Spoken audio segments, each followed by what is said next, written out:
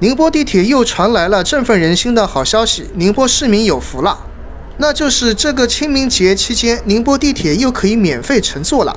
今天是2025年3月28号，现在的时间呢是上午的8点21分。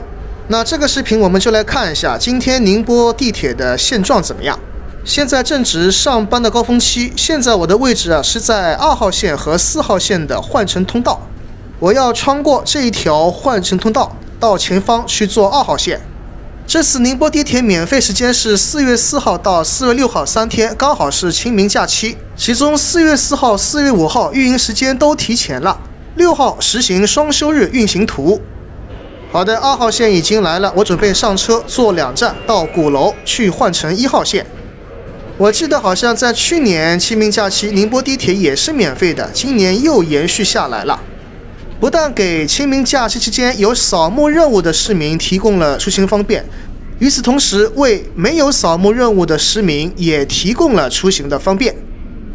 好，已经到鼓楼站了，我准备去换乘1号线。你看这边应该是出站的啊。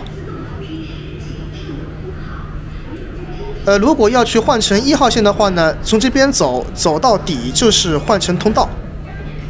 那看到宁波地铁上班早高峰的客流量了没有啊？反正我觉得至少在上下班高峰期的时候，宁波地铁的客流量是不输大城市的。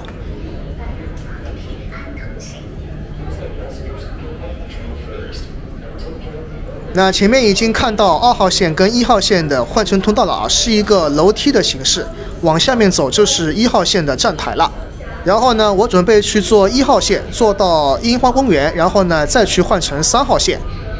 目前宁波地铁已经开通了5条线路，总里程数已经达到了190多公里，将近200公里这样了。那看到1号线的客流量了没有啊？感觉也是很给力啊！这个客流量真的是远超想象啊！宁波地铁的客流量按照这样的形式发展下去，未来绝对值得期待，未来可期。那对面的地铁刚好开过来了，运气也很好。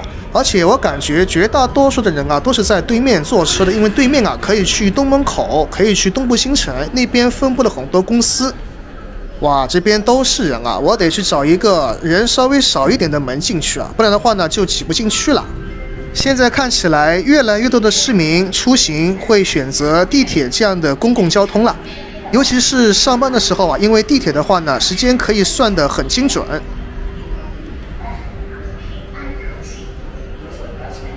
好的，已经坐到樱花公园站了，下车去准备换乘3号线。3号线要往前方走，走到底。怎么样啊？宁波地铁的客流量给不给力啊？至少在我看来太给力了哦。如果不说这边是宁波，很多人一看镜头可能就会以为这边就是北上广深某一个城市的早高峰地铁现状。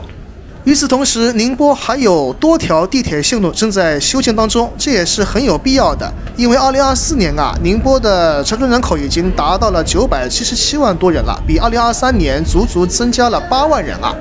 如果按照这样的人口增速发展下去再过几年宁波的人口就要超过1000万了，所以说对于出行的需求量就会变得更大。